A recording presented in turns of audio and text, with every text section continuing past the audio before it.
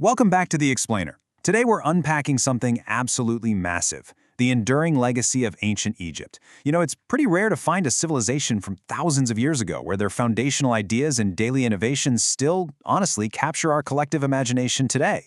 We're going to skip the dry dates and really dissect exactly how this ancient powerhouse actually operated, thrived, and left a completely permanent mark on human history. Let's get right into it. Okay, so here's our roadmap for today. We'll start with the gift of the Nile, move into the social pyramid, explore pharaohs, gods, and mummies, decode the famous Rosetta Stone, and finally, look at their lasting technological legacies. Section 1. The Gift of the Nile. A single, incredibly powerful geographic feature acted as the ultimate catalyst for this entire civilization. Egypt's strategic location is absolutely key here. Nestled right against the Red Sea and the Mediterranean, it was heavily bordered on both sides by vast, totally unforgiving deserts. Now, this geography effectively shielded them from constant invasions, but it also meant that all life, all development had to center entirely around one life-giving artery, the Nile River. And modern satellite imagery brilliantly illustrates this extreme environmental contrast. The divide between the harsh, expansive desert sand and the lush green delta of the Nile is just stark. The desert provided this impenetrable defensive shield, right? But that deep green ribbon provided an absolute oasis of life. Without this highly concentrated fertile strip, the advanced cities of Upper and Lower Egypt simply wouldn't have stood a chance. Now, what made the Nile truly unique was its remarkable consistency. The annual floods were so perfectly predictable. The water would rise, deposit incredibly rich fertile silt, and then recede. It was so reliable that the Egyptians literally designed their entire calendar around this three-step agricultural cycle: flood time, planting time, and harvesting time. Their entire sense of survival, their whole economy, was completely tethered to the river's rhythm. Moving on to Section 2, the social pyramid. With their survival basically secured by the river, this society had to structure itself to build an empire. The crucial point to remember here is that their leader wasn't just some political figure. The pharaoh ruled Egypt as a king god.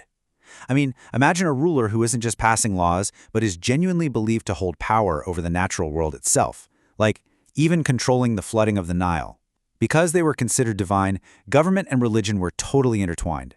This is exactly what allowed pharaohs to order the construction of those massive, elaborate tombs, ensuring their divine power carried right over into the afterlife. But to actually execute those massive projects, they needed a really rigid social hierarchy to keep the civilization functioning. Cascading down from the pharaoh at the very top, you have an elite layer of priests and nobles who ran the temples. Below them, the specialized workers, traders, artisans, shopkeepers, and highly educated scribes. Further down is the absolute backbone of the whole economy, the farmers and herders. And finally, the unskilled workers at the base. Literally every single person had a predetermined role supporting the structure above them. It's like a giant, meticulously organized puzzle. Next up, Section 3, Pharaohs, Gods, and Mummies. We really can't talk about ancient Egypt without diving into the deeply spiritual motivations that drove their daily lives, and, of course, their monumental construction. They were highly polytheistic. They didn't just have one deity, they worshipped a diverse pantheon. Figures like Horus, Isis, Thoth, Osiris, and Amun-Ra. They believed these gods essentially pulled the strings on every single aspect of life, so appeasing them, that was the fundamental driving force behind their complex institutions, their temples, and really just their everyday behavior. And this spiritual devotion materialized in some absolutely mind-blowing ways. You have the monumental scale of the Great Pyramid at Giza, completed around 2556 BC, contrasted right next to the visceral, physical reality of the mummies themselves. Now, Egyptian embalmers were so incredibly skillful that the advanced age of Ramesses II, who actually lived to be over 90, is still completely evident in his preserved features today, thousands of years later. They mummified bodies because they genuinely believed the soul literally needed its physical vessel to return to. The granular details of this era are just endlessly fascinating to me. For instance, the peasant laborers building these pyramids, who often worked during the Nile's flood season when they couldn't farm, actually scratched team nicknames into the stones, names like the Vigorous Gang and the Enduring Gang. How relatable is that? Then you have the sheer immense wealth. The solid gold death mask of Pharaoh Tutankhamun weighs a staggering 22 pounds. That's literally like wearing a solid gold bowling ball on your head. And to prepare bodies for the afterlife, embalmers carefully removed internal organs and preserved them in these beautifully decorated clay vessels known as canopic jars. All right, Section 4, Decoding the Rosetta Stone. To really understand all of this, we have to look at their complex record-keeping and the thrilling breakthrough that allowed us to finally read their lost words. This is the incredible story of an irregularly shaped black basalt slab. Originally inscribed by priests in the 2nd century BC to honor King Ptolemy V, it was essentially lost to history for centuries. That is, until July 1799, when a French soldier in Napoleon's army stumbled upon it near the town of Rosetta. Later, when the British defeated Napoleon in 1801, they took possession of it. This artifact survived empires rising and falling, just waiting to be translated. So, why is this stone arguably one of the most important archaeological discoveries in human history?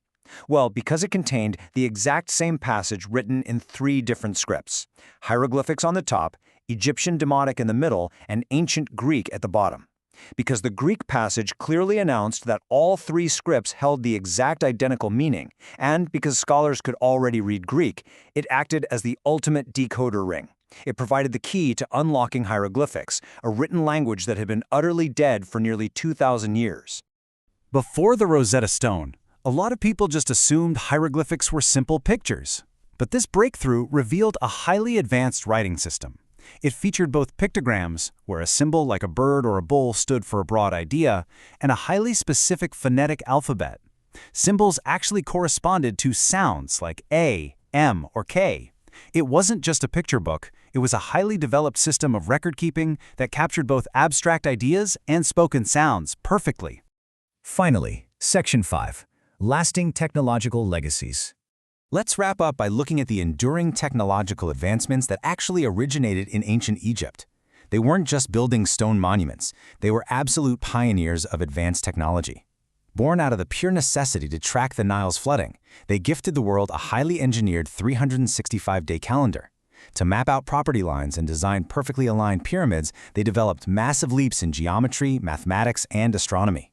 Add to that their advanced medical knowledge, which was gained from precise embalming practices, and you have a society that pushed human understanding forward by huge leaps and bounds.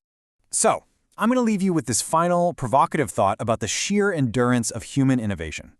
If the Egyptians could map a 365-day calendar, align perfectly engineered pyramids to the stars, and invent a writing system we are still talking about thousands of years later, what are we creating right now that will stand the test of the next 4,000 years?